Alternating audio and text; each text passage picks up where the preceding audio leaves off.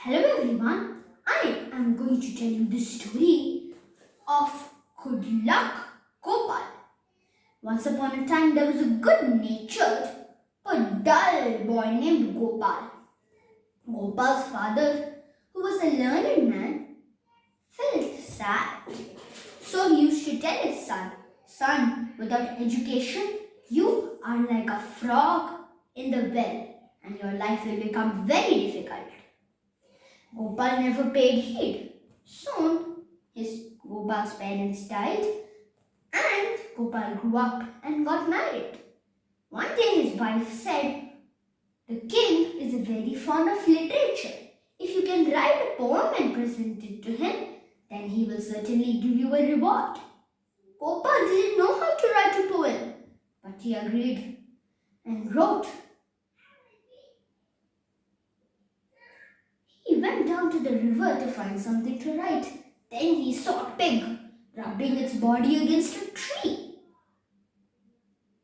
Then Gopal wrote, "Don't rub too hard. It may injure you." Then he gave this poem to the king. The king read it and couldn't find any sense in it. So he left it. But he took it wherever he was.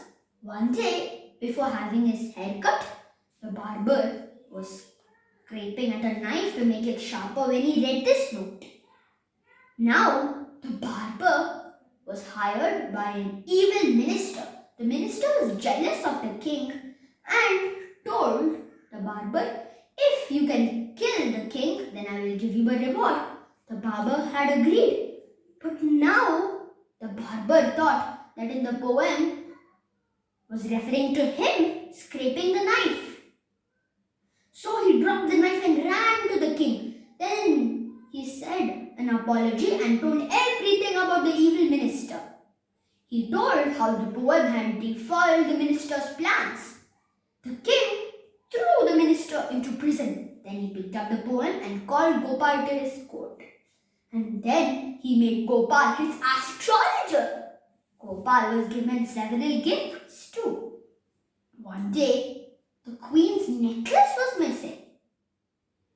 The king asked Gopala, "Can you predict the past and find out who has stolen it?" Gopal didn't know what to do, so he hid himself in a room and bought himself some time.